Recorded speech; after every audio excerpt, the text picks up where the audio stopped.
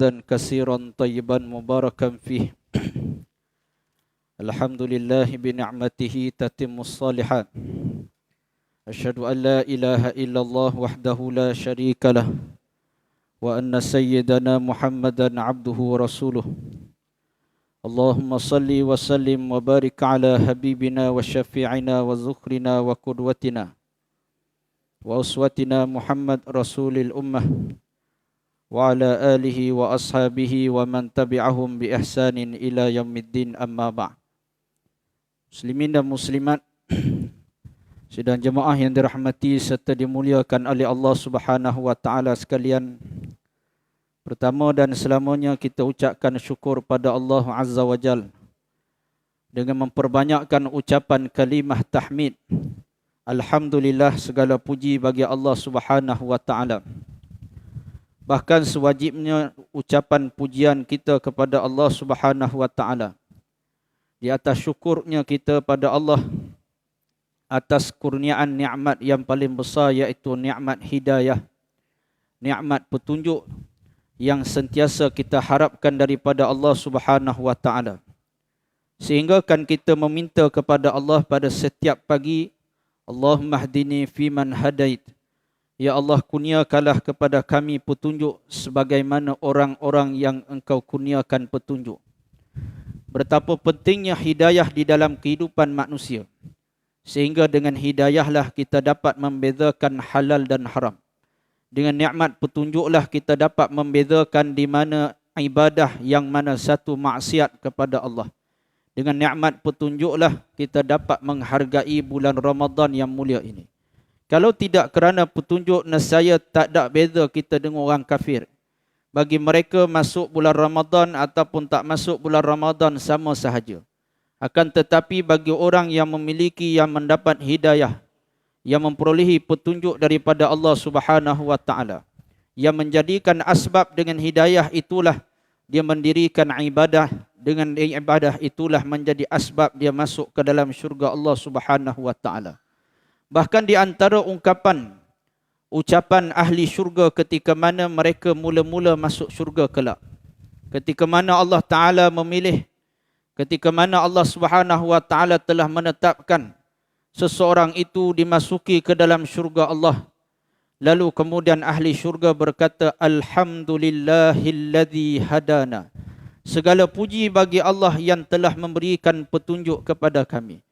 Dengan erti kata, ahli syurga sentiasa bersyukur dengan nikmat hidayah. Kalau tidak kamu memberikan hidayah kepada kami, nescaya kami tak akan dapat masuk syurga, ya Allah. Maka kerana nikmat hidayah itu tersangat bernilai, sehingga kan lebih bernilai daripada dunia dan segala isinya. Ya, mungkin kita melihat ada orang lebih kaya daripada kehidupannya daripada kita. Khususnya orang kafir, Allah Ta'ala menjadikan yang ramai kaya ni orang-orang kafir, tuan-tuan. Orang kafir ni dia ramai kaya kerana Allah Ta'ala menjadikan dunia ini adalah syurga bagi mereka. Sehingga kalau kita tengok kekayaan orang kafir ni macam tak habis duit mereka. Tengok baru ni bagaimana heboh satu dunia. Perkahwinan anak seorang jutawan dunia juga, iaitu Mukesh Ambani. Pernikahan anak dia menggegarkan satu dunia media, sehingga dikatakan perkahwinan yang termahal di dunia. Dia buat perkahwinan anak dia pre-wedding sahaja. Perkahwinan saja tidak kurang kosnya 540 juta ringgit Malaysia. Untuk perkahwinan saja dia dah habis ratus juta. Belum lagi perkahwinan yang sebenar. Sehingga bila dia buat majlis perkahwinan yang sebenar, habis segala jutawan dunia turun. Bill Gates-nya pergi ke majlis kahwin anaknya. Pemilik Facebook, kemudian segala artis-artis Bollywood semua pergi. Salman Khannya, Amir Khannya, Shah Rukh Khannya, yang Khan ni semua pergi. Cuma kita je tak dijemput sebab tak ada Khan. Jadi nak menunjukkan betapa kayanya dia. Sehingga dia kekayaannya itu, rumah dia saja 60 tingkat. Dia dedahkan rumah dia 60 tingkat. 60 tingkat rumah, dalam rumah ada taman salji buatan, bilik salji, rumah salji. Dalam rumah dia tu ada rumah salji yang digunakan ketika mana musim panas di India, maka dia akan duduk dalam rumah salji ni. Kaya sungguh dia. Cuma satu benda yang kita tengok, kekayaan yang ada pada dia dengan apa yang ada pada kita, satu benda yang dia tak ada adalah hidayah, petunjuk daripada Allah. Mukesh Ambani bukan orang Islam. Berarti nikmat hidayah iman dan Islam itu lebih besar daripada kekayaan dunia. Maka dengan sebab itu, dengan sewajibnya kita mengungkapkan ucapan syukur pada Allah Subhanahu wa taala. Dengan nikmat petunjuklah kita dapat duduk dalam majlis ilmu pada pagi yang mulia ini. Muslimin dan muslimat yang dirahmati oleh Allah, dua ayat yang saya nak sebutkan pada pagi yang mulia ini daripada suratul Ankabut. Pada ayat yang kedua dan pada ayat yang ketiga sebagai renungan kita bersama. Bagaimana Allah Ta'ala menyebut di dalam Al-Quran, ahasiban nas an yutraku an yaqulu amanna wa hum la yuftanun. Walaqad fatanna alladhina min qablihim.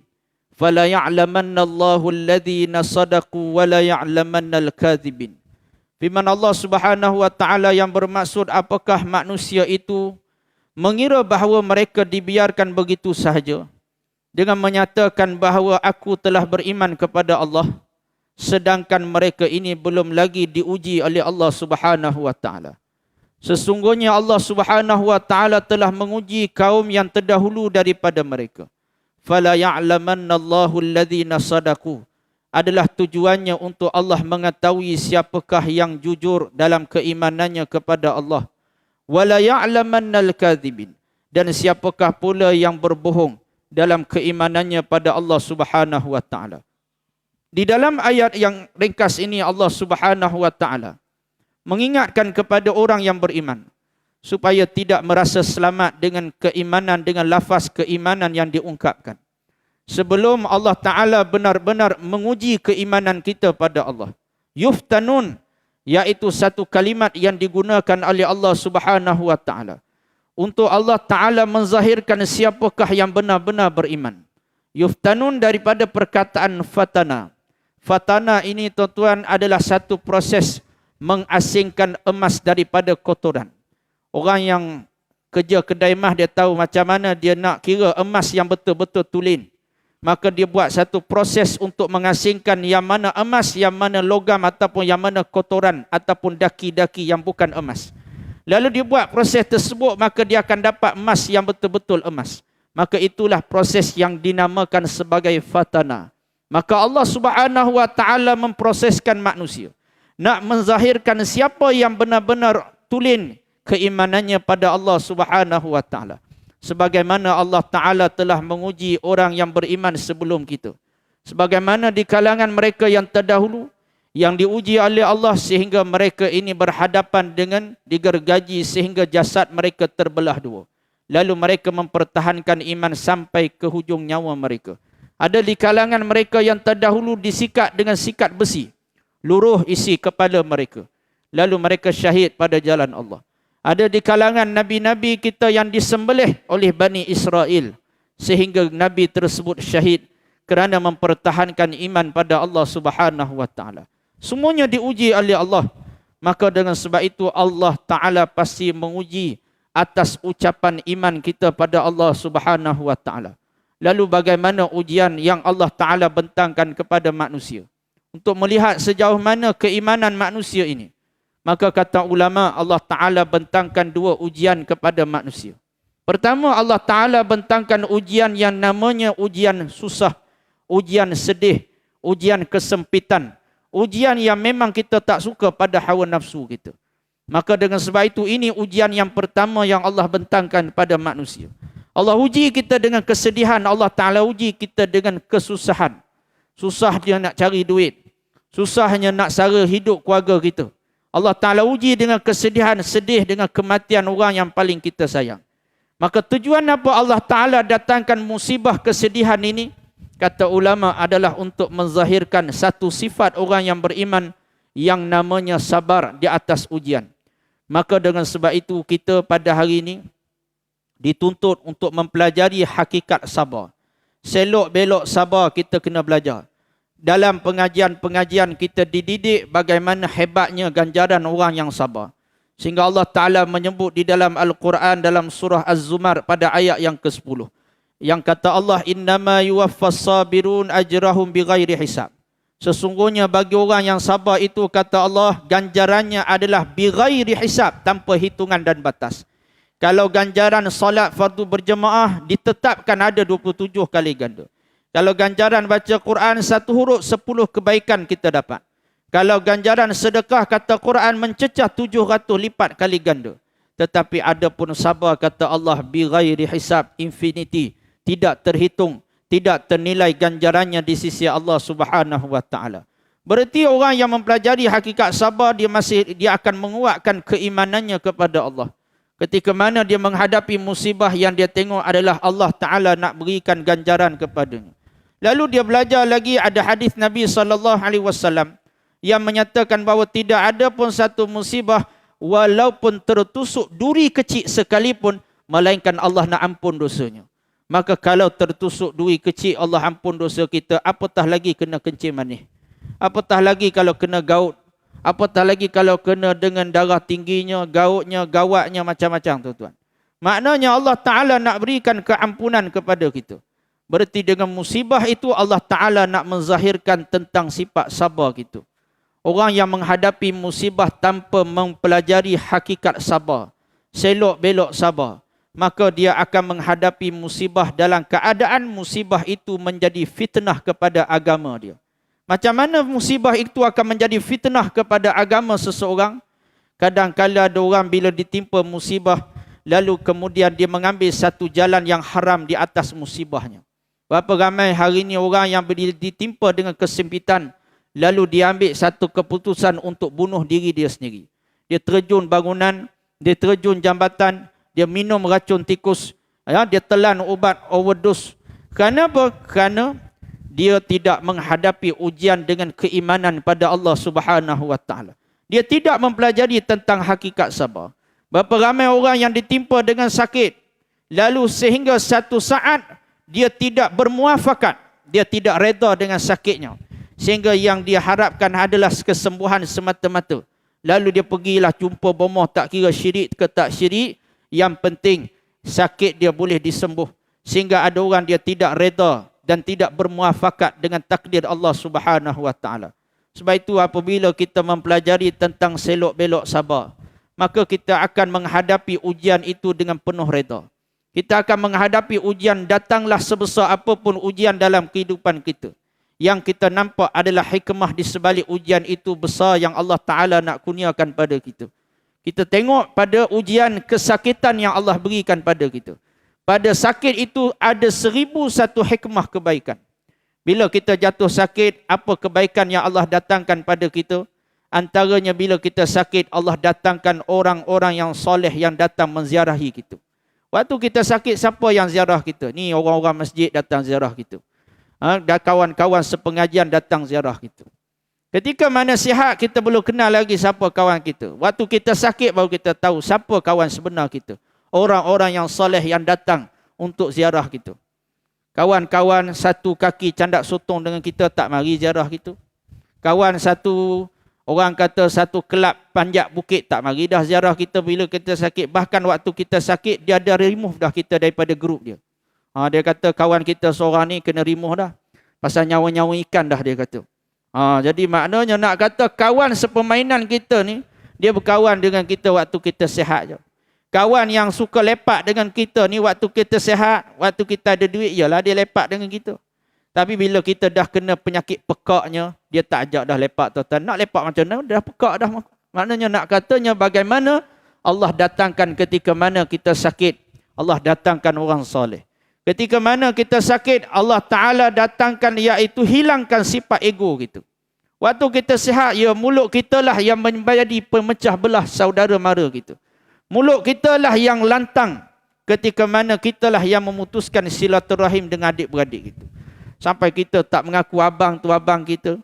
Kita tak mengaku mak tu mak kita. Kenapa? Kerana waktu kita sihat. Tapi setelah Allah Ta'ala takdir kena minus stroke, tuan-tuan, mulut pun dah reyok dah. Waktu tu baru dia mula nak minta maaf. Allah Ta'ala hilangkan kesombongan ketika mana kita sakit. Banyak hikmah kalau kita nak sebut.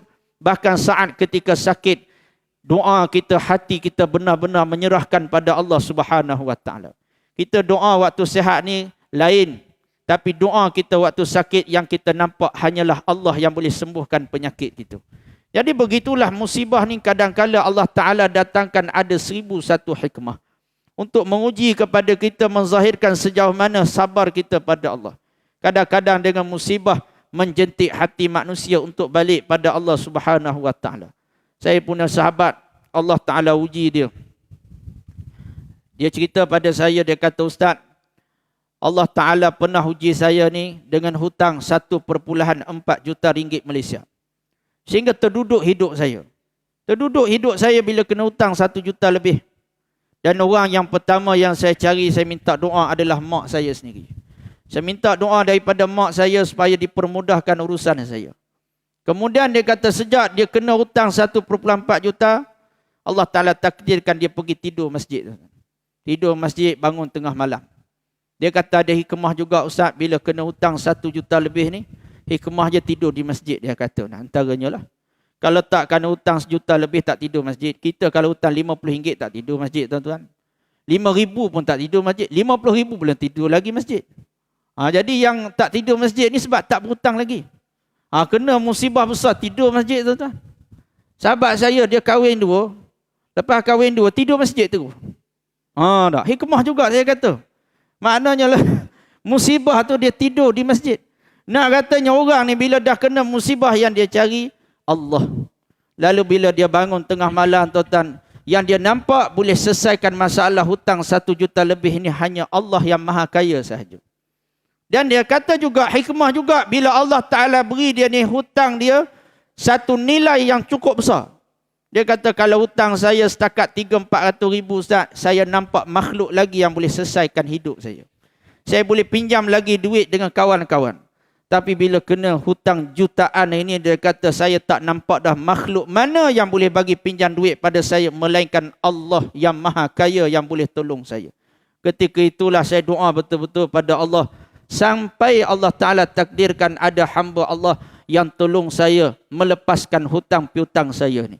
Nak tunjukkan kepada kita bahawa dengan musibah itu, seorang akan mula menyerahkan kehidupannya pada Allah Subhanahu Wa Ta'ala. Ketika mana dia rasa dengan harta dia, dia boleh buat apa sahaja. Tetapi bila mana Allah Ta'ala tarik hartanya, ketika itu baru dia nampak bahawa bukan harta yang menjadikan dia bahagia. Bahawa bukan harta itu tempat sandaran manusia. Sebaliknya Allah adalah tempat sandaran manusia. Ada orang dia merasakan bahawa bahagia adalah dengan cara apabila dia ada harta yang banyak. Bahagia itu apabila dia ada kereta mewah.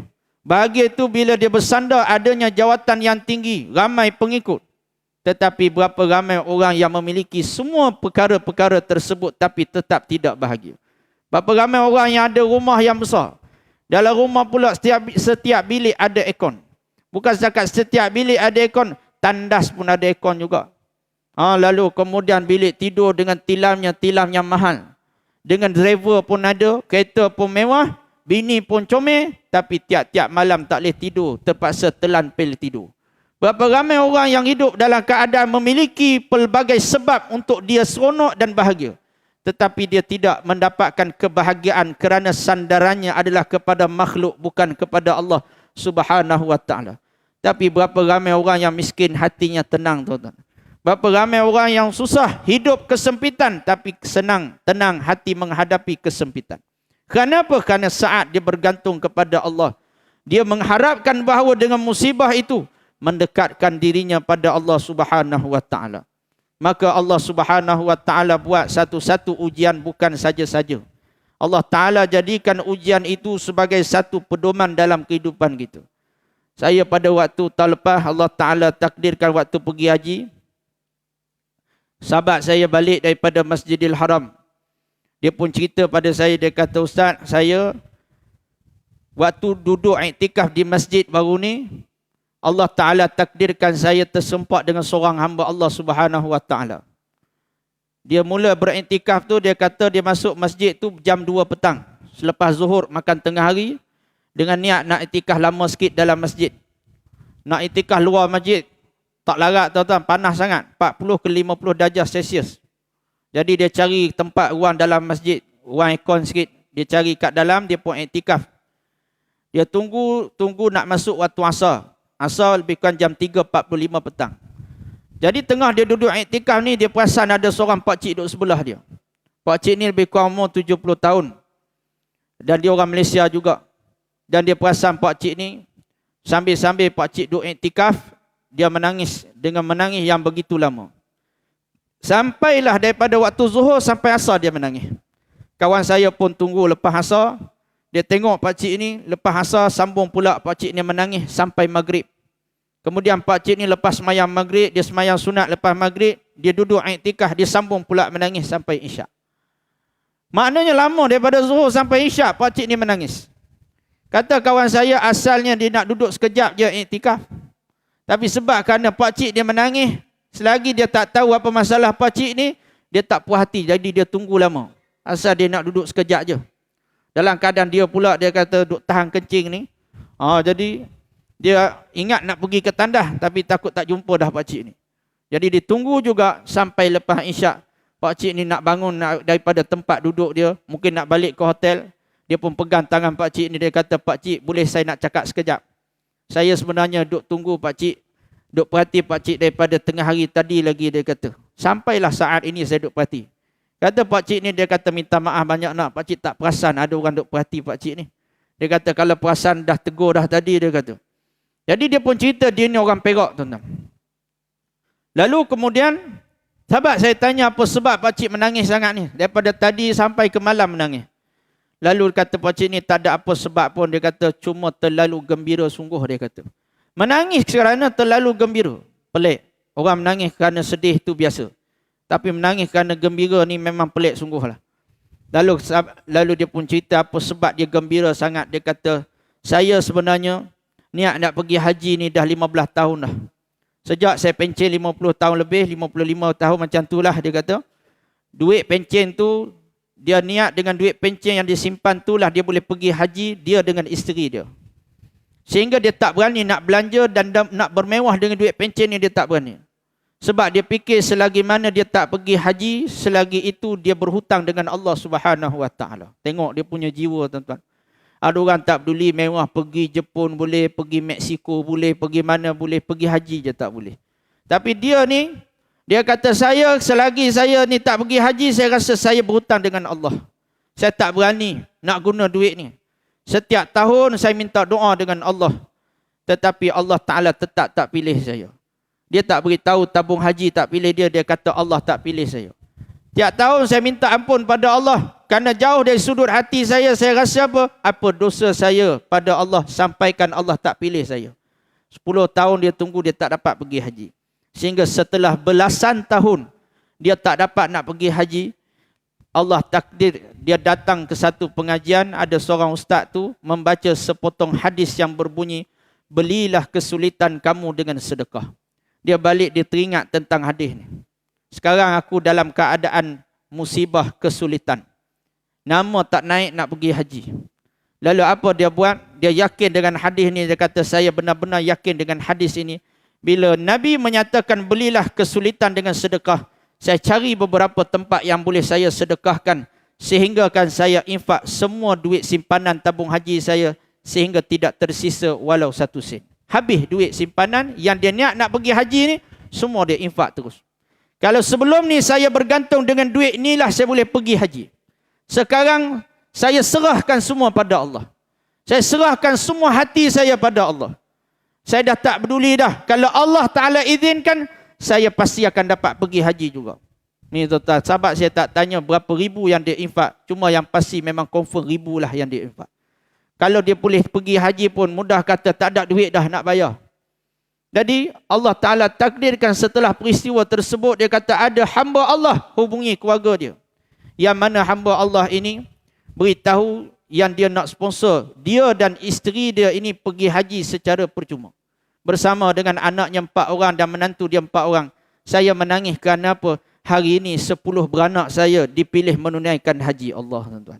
10 beranak terus ditaja. Ni cerita haji tahun lepas, cerita haji 2023. Dia kata, "Saat saya mengharapkan dengan duit boleh pergi 2 orang, bila saya sedekah, Allah balas 10 beranak saya boleh pergi haji." Tak pelik, tuan-tuan. Cerita tajah haji ni tak pelik. Kalau satu haji ni biasa 70,000, 80,000, Maknanya kalau 10 orang baru 800,000. 800,000 ni bagi orang kaya betul, dia bagi dia sikit je. Tapi nak katanya bagaimana, dia kata Allah Ta'ala beri dalam keadaan tanpa sebab Allah Ta'ala beri. Saat Allah berikan satu musibah, yang Allah Ta'ala nak tengok hati saya ni, setelah 15 tahun, baru saya benar-benar serahkan pada Allah. Kalau selama ni saya bergantung dengan makhluk, tetapi setelah Allah timpakan musibah yang panjang, rupanya Allah Ta'ala nak tengok sejauh mana hati saya pada Allah Subhanahu Wa Ta'ala. Sebab itu kita ni, walaupun kita rasa memang tak ada can nak pergi haji, dengan harga haji pun dah sangat mahal hari ni. Kalau furodanya lebih kurang 90,000 baru boleh pergi. Kalau dengan pakejnya pula 50,000. Nak katakan mungkin kita tak mampu, tapi satu persoalan, apakah Allah tidak mampu? Dengan sebab itulah musibah yang Allah Ta'ala berikan, nak tengok sejauh mana kita bermunajat kepada Allah Subhanahu Wa Ta'ala. Sejauh mana kita boleh bersabar dan bertahan dengan kehendak ujian daripada Allah. Maka yang pertama itu yang Allah Ta'ala nak zahirkan yang namanya sabar. Kemudian yang kedua kata ulama, Allah bentangkan lagi kepada hamba-hambanya satu lagi ujian yang menyebabkan ramai tersungkur, yang namanya ujian dalam bentuk kesenangan. Ada orang yang Allah Ta'ala beri dia kesenangan harta benda. Bagi dia naik ke tak naik harga barang, dia tak peduli sebab dia memang mampu. Naik ke tak naik bil elektrik, bil air, dia tak peduli kerana dia memang orang yang mampu. Bahkan dia tak pernah tengok pun berapa bil api, bil air dia sebelum ni. Dia pakai bayar je. Ada orang yang macam tu. Allah Ta'ala bentangkan keluasan harta padanya. Allah berikan segala nikmat yang ada padanya yang tak ada pada orang lain. Maka sebenarnya dia dihadap dengan ujian Allah, yang Allah Ta'ala nak zahirkan daripada kesenangan yang Allah berikan tersebut adalah namanya syukur, iaitu ucapan terima kasih hamba ini kepada Allah Subhanahu Wa Ta'ala. Sebab itu kita kena belajar juga hakikat syukur. Kita kena belajar selok-belok tentang syukur, supaya kita ini tidak terfitnah dengan pemberian daripada Allah Subhanahu Wa Ta'ala. Berapa ramai orang yang tersungkur dengan pemberian Allah. Di saat dia dapat musibah, dia ingat pada Allah. Tetapi saat Allah Ta'ala kurniakan kepadanya nikmat, rezeki yang lapangkan hartanya, lalu saat itu dengan nikmat tersebut menjadi fitnah kepada agamanya. Macam mana nikmat boleh menjadi fitnah kepada agama? Sebagaimana Allah Ta'ala telah kisahkan kepada Qarun. Ketika mana Qarun ni waktu dia hidup susah, waktu dia hidup papa kedana, yang dicari adalah doa daripada Nabi Allah Musa AS. Qarun ni sentiasa dekat dengan Nabi Musa waktu dia susah. Dia cari Nabi Musa, minta doa supaya Nabi Musa doakan agar dia ni kaya raya. Sehingga Allah Ta'ala benar-benar makbulkan doa Nabi Allah Musa. Kaya sungguh Qarun. Bila dia kaya, dia lupakan Nabi Allah Musa. Dia sentiasa rapat dan dekat dengan Fir'aun. Bila kaya ni, dia dah main projek dengan Fir'aun dah Qarun ni. Jadi Qarun ni dia hidup sezaman dengan Fir'aun. Jadi ketika mana susah dekat dengan Nabi, waktu dia senang jauh dengan Nabi. Bahkan dia dekat dengan manusia yang dilaknat oleh Allah Subhanahu Wa Ta'ala. Ini Qarun. Ada orang begitulah. Waktu susah tak ada projek, cari orang masjid buat sembahyang hajat. Cari mahat tafiz buat sembahyang hajat. Kononnya dia kata nanti kalau ada projek tak apalah. Iftar masjid taqwa RM2,000 sehari. Tak apalah, saya ambil 10 hari pun tak apa, 20,000 terus dia kata. Itu konon-kononnya lah. Yang penting dia kata minta buat sembahyang hajat biar dia dapat projek. Last lah dapat projek, batang hidung pun tak nampak. Maknanya apa? Waktu susah dia cari orang agama. Waktu susah dia cari orang soleh.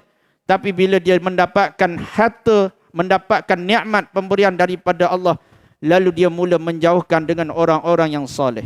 Sebab itu kita dituntut mempelajari tentang hakikat syukur pada Allah Subhanahu Wa Ta'ala.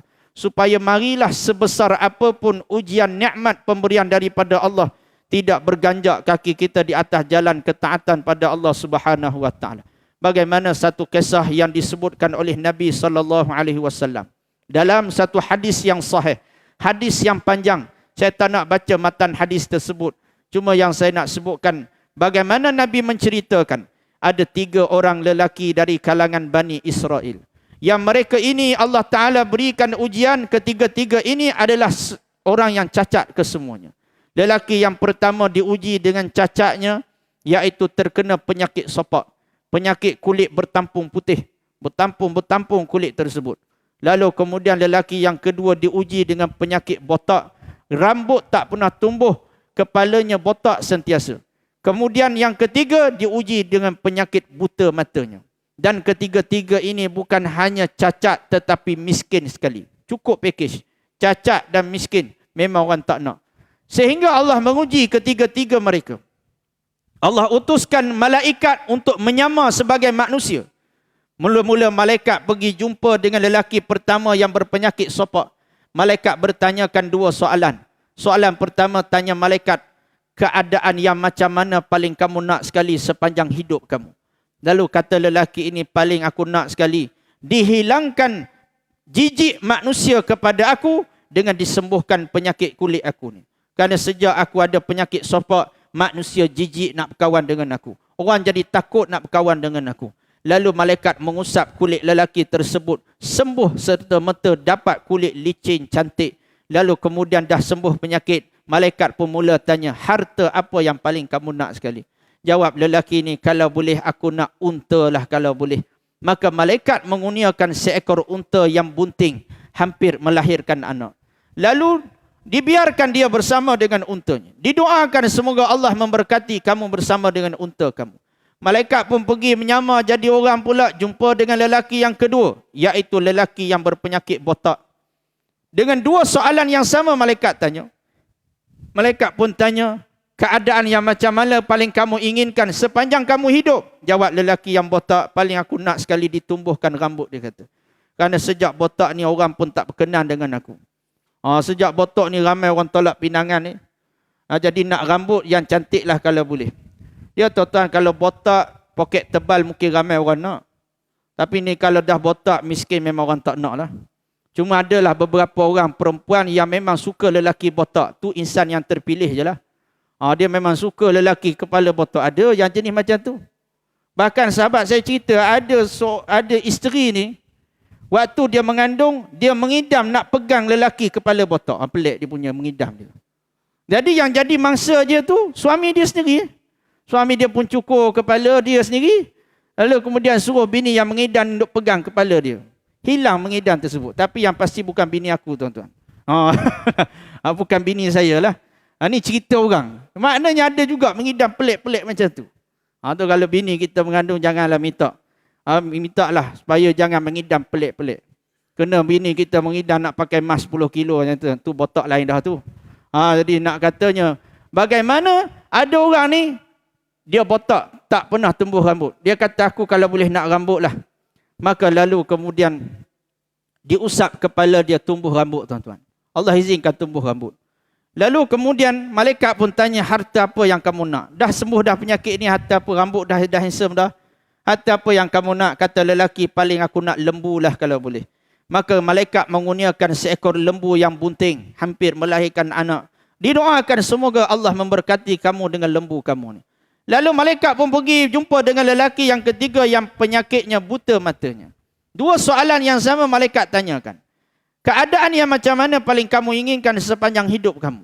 Jawab lelaki yang buta ni, paling aku nak, dia kata, mata yang celik, boleh tengok orang. Lalu malaikat mengusap pada matanya yang buta, terus matanya menjadi celik. Lalu kemudian malaikat pun bertanya soalan yang kedua, harta apa yang paling kamu nak? Maka jawab hamba Allah Ta'ala, paling aku nak kambing pun tak apa dah. Maka dikurniakan kambing, seekor yang bunting yang hampir melahirkan anak. Lalu kemudian kata Nabi SAW, Allah membiarkan mereka ini dalam tempoh yang sangat panjang. Mereka ini dipanjangkan usia oleh Allah, ketiga-tiga mereka ini. Sehingga Allah Ta'ala menjadikan yang dulunya sopak, sekarang dah jadi tokek unta dah.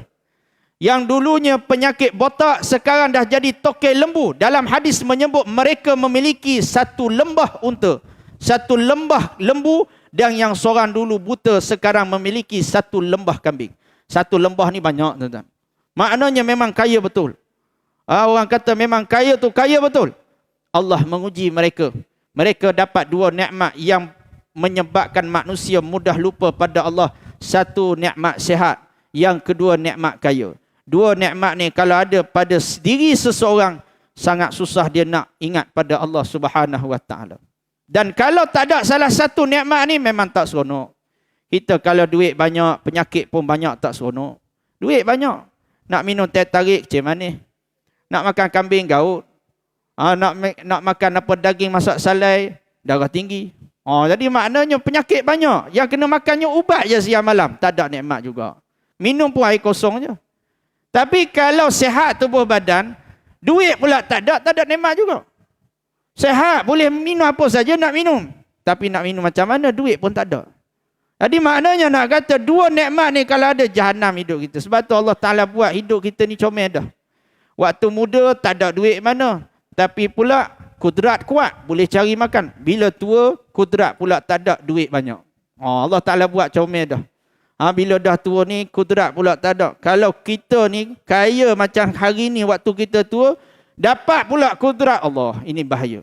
Tetapi 3 orang Bani Israel, Allah berikan kepada mereka 2 nikmat ini. Sekali lagi kata Nabi, Allah menguji mereka. Maka Allah datangkan malaikat menyerupai manusia bertemu dengan tokek unta ini. Dalam keadaan rupa asalnya, malaikat menyamar menjadi seorang pengemis yang berpenyakit sobak, yang dalam keadaan meminta sedekah. Malaikat menyamar. Malaikat minta sedekah dalam keadaan rupa asal dia, seperti mana orang yang berpenyakit sobak. Kata malaikat, ada tak sebahagian harta yang Allah kurniakan kepada kamu yang boleh kamu infakkan kepada aku? Maka kata tokek unta ni, dia kata minta maaf banyak-banyak. Walau 1 dirham pun aku tak boleh nak bagi, dia kata. Kerana apa yang aku ada dengan aku hari ni pun masih lagi banyak yang aku hajati, dia kata. Minta maaf banyak-banyak, dia kata. Sport rim tak tukar lagi, dia kata. Itulah itu. Bila kaya dia jadi hobi, dah hobi gila dah. Minta maaf, dia kata rumah tak cat baru lagi, rumah nak renovate lagi ni. Dia kata minta maaf, sikit pun aku tak boleh sedekah. Tengok tuan-tuan. Manusia itu kata hukama, nak tengok gila tak gila, waras tak waras, tengok pada 2 keadaan kata hukama. Pertama, ketika mana dia dikurniakan kekayaan yang kekaya tu kaya sungguh. Orang kata kaya tu kaya gila babi lah, mudah katanya. Kalau bahasa lembut sikit, kaya tu gila khinzir lah. Itu lembut sikit lah. Mana kaya sungguh? Saat itu boleh teruji kewarasan manusia. Tengok macam mana waras ke tak waras dia. Tengok bila kaya, beli nombor plate sampai 5 juta satu nombor plate kereta. Memang tak waras dah tu. Tak waras dah tu. Sebab apa? Sebab dulu waktu dia susah, dia tengok orang beli nombor plate kereta juta ni, dia kata gila punya orang. Tapi bila dia kaya, dia pula jadi gila. Tu nak kata. Dia nak tahu nombor plate juta ni mudah tuan-tuan. 1 angka 1 digit. Tu juta lah tu. T1. Sebab saya pernah tengok orang duk beat nombor plate tuan-tuan. Ada saya duduk sembang dengan seorang hamba Allah. Dia kata, jap ustaz ni. Dia kata, saya tengah duduk beat nombor plate ni. Dia kata. Dia pun ceritalah macam mana dia beat nombor plate. Beat nombor plate ni dia kata ustaz. Dia ceritalah, dia kata, kita kena ada cash yang banyak dalam kita punya bank. Kalau kita nak beat tu nombor 500,000, duit dalam bank kita lebih kena 500,000 kena ada. Sebab apa? Bila kita beat saja, dia pun potong kita punya duit dalam kita punya account. Kalau kita tak berjaya, kalah dia refund balik. Pergi balik. Kita kata macam tu. Kita ingat boleh suka-suka je saya kata. Baru nak beat juga saya kata. Tak ada duit. Jadi dia pun cerita lah. Maknanya nak kata nombor plate ni kata Ustaz ada sampai juta ada. Tengok nombor plate apa. Nombor plate tu ada sampai juta, ada 40,000, ada 50,000 tengok. Maknanya ada orang ni bila kaya sungguh, dia punya jam tangan dah 1/2 juta dah. Jam tangan dah 1/2 juta. Nak kata apa? Nak kata orang ni bila mana terlalu kaya, hilang kerewasan akal manusia. Kemudian yang kedua, ketika mana kita nak tengok orang ni waras ke tak waras, kata hukama, ketika mana dia memiliki jawatan yang terlalu tinggi, kekuasaan yang terlalu hebat. Waktu tak ada kuasa, tuan-tuan, Allah dia punya cakap, saya nanti nak tolong orang ni, nak tolong orang ni. Bila berkuasa, tuan-tuan, rupanya dia gila rupanya. Dia tak normal rupanya, tuan-tuan. Yang dia cakap waktu tak ada kuasa tu, itu hanya saja saya bila berkuasa dia tak tolong orang, dia tolong diri dia jadi kaya, tuan-tuan. Nak kata ada orang teruji saat ketika mana dia berkuasa. Maka ketika orang ini, tuan-tuan, menjadi kaya, dia lupa diri. Maka kata malaikat kepada lelaki tokek unta ni, dia kata, aku seperti mengenal kamu, kata malaikat. Aku macam kenal je wajah kamu. Bukankah kamu ini dulu sopak macam aku, kata malaikat. Lalu miskin macam aku, kata malaikat. Maka kata lelaki tokek unta, kamu ni silap orang kot, kata lelaki. Rupa diri terus juga. Dia kata, kamu silap orang ni, dia kata. Aku ni memang kaya sejak daripada turun temurun lagi, dia kata. Maka kata malaikat, wallahi demi Allah, Kalau kamu berbohong, semoga Allah kembalikan kamu kepada asal kamu. Lalu kemudian malaikat pergi jumpa dengan tokek lembu pula tuan-tuan. Jumpa tokek lembu, malaikat menyamar sebagai orang botak dan miskin seperti rupa asal dia. Takut-takut dia lupa diri. Maka malaikat meminta sedekah, minta sedekah yang sama. Malaikat kata, ada tak harta yang Allah berikan kepada kamu yang kamu boleh berikan kepada aku, kata malaikat. Maka jawab tokek lembu, dia kata, minta maaf. 1 dirham pun aku tak boleh nak beri, dia kata. Dengan harta yang ada dengan aku ni banyak lagi aku berhajat kepadanya. Allah, tuan-tuan, tengok. Dah lain dah nada. Waktu miskin cakapnya lain. Waktu susah, tuan-tuan, semua orang boleh sembang. Waktu miskin semua orang boleh cakap. Dia kata, saya nanti kalau kaya, dia kata, setakat nak tukar kapet masjid Taqwa ni padang aku seorang je, dia kata. Tak payah infak orang ramai pun tak apa. Padang aku seorang je 80,000 aku boleh bayar, dia kata. Itu kalau aku kaya lah, dia kata. Kalau aku kaya, dia kata, tak ada seorang orang miskin kat Bukit Kapar ni, dia kata. Oh, dia punya sembang, babi pun boleh terbang, orang kata. Gajah pun boleh terbang. Kenapa? Waktu miskin semua orang boleh sembang, tuan-tuan. Dia kata, aku kalau waktu susah ni, dia kata apa? Aku kalau ada motor buruk-buruk pun tak apa dah, asal boleh pergi masjid. Ada kereta-kereta buruk pun tak apa dah, asal bila hujan boleh pergi masjid. Last sekali Allah beri kaya 10 biji kereta ada, 10 biji tak pernah sampai masjid. Maknanya apa? Orang ni diuji saat ketika mana dia kaya, nada dia dah lain dah. Lalu kemudian kata lelaki ni, dia kata, minta maaf. Banyak lagi aku berhajat dengan harta aku, tak boleh nak sedekah, dia kata. Maka kata malaikat, aku seperti mengenali wajah kamu. Bukankah kamu dulu botak seperti aku, kata malaikat, dan miskin seperti aku? Maka jawab lelaki ini, dia kata, kamu silap orang, dia kata. Aku ni memang kaya sejak daripada turun-temurun. Lalu kata malaikat, wallahi demi Allah, kalau kamu berbohong, semoga Allah kembalikan kamu kepada asal kamu. Lalu kemudian malaikat pergi jumpa dengan tokek kambing. Dalam keadaan rupanya yang buta, menyamar jadi orang buta miskin, minta sedekah juga. Lalu kemudian kata malaikat, wahai orang yang pernah Allah berikan kurniaan harta kepada kamu. Kurnialah harta kepada aku juga, berilah sedekah pada aku, kata malaikat. Maka apa jawapan tokek kambing? Dia kata, sebagaimana aku dulu buta seperti kamu. Dan aku disembuhkan oleh Allah. Dan aku dulu miskin seperti kamu. Dan Allah memberikan pinjaman harta kepada aku. Maka hari ini, kata tokek kambing ini, dia kata apa? Seberapa banyak kambing yang kamu nampak di hadapan mata kamu, di lembah-lembah ini, dia kata, berapa ekor pun kamu nak ambil, kamu buat baliklah, kata tokek kambing. Kerana ini hanya pinjaman daripada Allah. Kamu nak, kamu ambil lah. Berapa? Kamu nak 10, ambil 10. Nak 20, ambil 20. Aku tak kisah. Yang penting kamu ambil je berapa yang kamu nak. Kata malaikat, tahanlah harta kamu, dia kata. Walau 1 ekor pun aku tak akan ambil. Kerana kamu telah melepasi ujian daripada Allah Subhanahu Wa Taala. Dan Allah melaknat 2 saudara kamu yang lain. Bererti apa? Dia hanya tokek kambing saja yang terselamat. Sebab itu kata guru saya, barangkali daripada kisah inilah, daripada hadis inilah, kambing ni tuan-tuan, dia jadi binatang yang berkat. Kambing ni jadi binatang yang berkat sampai hari ini. Sebab tu kalau kita buat kuliah ada gulai kambing, lagi ramai daripada gulai lembu. Dia pagi ni tuan-tuan, orang tak ramai qiyamul lail sebab iftarnya ikan keli je tuan-tuan. Dia kalau iftarnya kambing golek pagi ni, oi ramai tuan-tuan. Cuba buat sekali, malam akhir nanti buat iftar kambing golek. Tengok ramai tak? Yang penting jangan lupa jemput saya lah.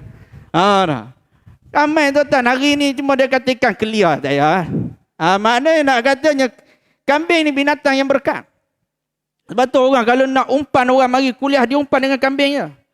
Dia letak muka ustaz selebriti dekat poster tu tuan-tuan. Dia letak je muka kambing seekor. Yang kambing tu lagi tertarik bagi dia. Ustaz letaklah muka ustaz selebriti mana pun. Yang pasti ada jamuan kambing. Hak tu yang paling menarik tuan-tuan. Ni nak kata cerita kambing ni. Jadi orang pun jadi berkat. Saya pernah kuliah di satu surau dekat Kuala Nerus. Dia sebelum saya balik baru ni, dia kata, ustaz bagi satu tarikh untuk dia buat kuliah, dia kata. Dia kata dah lama dah. Sebab dulu waktu saya belajar, saya berkuliah kat tempat dia. Jadi kata lama dah ustaz tak datang. Saya kata tak apa, boleh bagi. Saya pun bagi satu tarikh. Dia pun jemput saya masa Isra' Mi'raj pada tahun lepas. Jadi dia pun kata kita buat kuliah Isra' Mi'raj. Saya pergi, surau tu kecil tuan-tuan. Surau tu parking dia boleh muat 1, 2, 3 biji kereta. 3 biji kereta je. Sebab apa? Surau tu tepi jalan. Nak parking lebih lagi, kena parking dalam pagar-pagar rumah orang. Jadi memang surau kecil. Tapi jemaah saya duk kira lebih kurang dalam separuh jemaah masjid kita lah kot. Separuh jemaah masjid kita pada pagi ni. Jadi ramai, penuh satu surau tu. Sebab surau tu kecil. Jadi saya sudah kuliah tu, saya memang terkejut sungguh. Saya kata sebelum ni tak ramai macam ni orang sini. Saya kata hari ni ramai sungguh, saya tanya. Kata AJK, dia kata Ustaz, kami pun terkejut ramai sungguh pagi ni. Sebab hari ni kita buat gulai kambing, takut tak cukup, dia kata. Rupanya AJK pun terkejut tuan-tuan. Dia pun tak sangka, dia ingat tak ramai orang. Rupanya ramai orang, takut tak cukup pula kambing, dia kata. Nak katanya, ini orang kata jemaah penangan kambing tuan-tuan. Jadi nak menunjukkan kepada kita ada orang diuji oleh Allah. Sebab itu, sejauh mana kita berhadapan dengan ujian daripada Allah, maka dengan sebab itulah Allah Subhanahu Wa Taala memberikan ada di dalam kita ni yang susah, yang diuji dengan senang. Yang pasti Allah Taala nak menzahirkan, fala ya'lamannallahu alladhina sadaqu, kata Al-Quran, siapa yang benar-benar jujur keimanannya pada Allah, saat dia susah dia ingat pada Allah, bila dia senang dia ingat pada Allah, saat dia tersungkur maka dia pun ingat pada Allah Subhanahu Wa Taala juga. Wala ya'lamannal kadzibin, ada orang yang berbohong. Saat ketika mana dia senang, dia sangka baik pada Allah. Bila dia susah, dia bersangka buruk pada Allah Subhanahu Wa Taala. Jadi maka itulah sebagai sekadar perkongsian ringkas pada pagi yang mulia ini. Moga-moga Allah Subhanahu Wa Taala mengurniakan rahmat dan keberkatan pada pertemuan kita pada pagi yang mulia ini. Jadi apa yang baik itu semuanya datang daripada Allah. Yang kurang itu datang pada kelemahan diri saya sendiri. Saya iklan sikit tuan-tuan, pagi ini saya ada buka tabung siapa-siapa yang nak berwakaf dan berinfak untuk surau yang sedang saya duk bina sekarang ni di Kampung Atas Tol, Kuala Terengganu, dekat Nasi Dagang Atas Tol. Jadi ada satu tanah orang wakaf. Saya di Terengganu ada satu pusat pengajian orang pencen. Ada 103 orang pencen duk mengaji fardu ain, mengaji Quran secara percuma. Kita sewa rumah banglo sebiji, ada 4 orang tenaga pengajar. Jadi orang-orang pencen ni dia datang mari mengaji je secara percuma. Dia nak datang waktu mana dia deal dengan ustaz tersebut, dengan ustazah tersebut. Jadi ada 100 orang lebih orang-orang pencen duk mengaji. Jadi kita buat tu hanya tempat sementara sebab kita sewa. Yang sekarang ni kita nak buat tempat kekal dan juga pondok orang pencen. Pondok tu kita dah start buat dah 42 unit pondok untuk orang pencen. Dan sekarang ni kita nak selesaikan surau.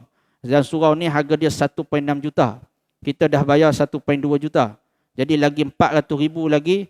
Kata pihak kontraktor ni, dia kata tak apa Ustaz, kalau Ustaz ada duit nanti Ustaz bayar, tak apa, lambat pun tak apa. Saya ingat dia kata lambat tak apa, kita halal je. Rupanya kata lambat pun tak apa, Ustaz bayar lambat pun tak apa. Jadi saya kata tak apa, saya cuba kumpul dalam bulan Ramadan ni. Jadi siapa-siapa yang nak selesaikan baki, yang berbaki hutang kita dengan kontraktor ni, tuan-tuan bolehlah letak dalam tabung kat belakang tengah tu ada, kat luar tu pun ada. Kita buka tabung. Dan ada flyers. Nak infak secara online 10 malam terakhir pun boleh, tak ada masalah. Kemudian yang terakhir, yang kedua, di luar tu juga ada kita buat jualan. Jualan ni untuk tampung saya punya tahfiz percuma yang saya dah buat di Seksyen 7 Shah Alam. Dah sejak 2017 lagi sampai hari ni budak-budak mengaji secara percuma. Tak ada yuran bulanan. Jadi dia ngaji free je. Kalau anak yatim, fakir miskin tu siap dengan pakaian dia kita tanggung. Jadi antaranya adalah hasil daripada jualan produk tersebut lah. Di luar sana tu ada produk, ada kepek sikit, ada kopi keluaran kilang yang kita buat sendiri. Kilang tersebut di Dungun. Kita buat sendiri kopi tersebut. Jadi tuan-tuan beli tu sambil menderma dah untuk pengurusan Mahat Tahfiz Percuma yang saya duk buat di Seksyen 7 Shah Alam. Jadi kalau boleh pagi ni kena habiskan terus lah produk tu. Kalau tak habis tak mari dah Masjid Taqwa ni. InsyaAllah bantu ringankan beban. Tak nak tak apa. Ambil beli, belanja orang. Itu lagi bagus juga. Jadi insyaAllah. Jadi aku qali hadza wa astaghfirullahal azim li wa lakum. Assalamualaikum warahmatullahi wabarakatuh. Bismillahirrahmanirrahim. Allahumma faqqihna fid din wa 'allimna ta'wil wahdinas siratal mustaqim. Ya Allah, Tuhan kami, sebagaimana Kau himpunkan kami pada tempat yang baik, dalam majlis yang baik, dalam bulan yang baik, ya Allah, bersama dengan orang-orang yang baik, ya Allah, himpunkanlah kami di hari akhirat kelak dalam syurga Firdaus tanpa hisab. Wassallallahu ala sayyidina Muhammad wa ala alihi wa sahbihi wa baraka wa sallam. Walhamdulillahi rabbil alamin. Amin rabbal alamin.